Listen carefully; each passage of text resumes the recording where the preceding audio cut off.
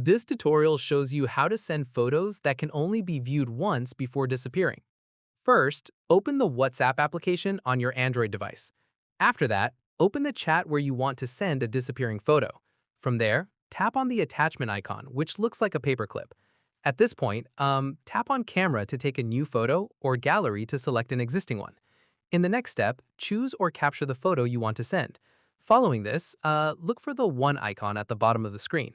Once done, tap on the One icon to enable View Once mode. From here, the icon will turn blue, indicating View Once is activated. At this stage, you can add text or stickers to your photo if desired. After this, tap the Send button to share the disappearing photo.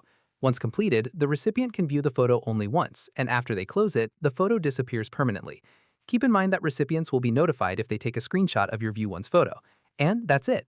If this View Once guide helped you send private photos on WhatsApp, give it a like, subscribe for more WhatsApp tutorials, and tap the bell icon for updates. See you in the next one.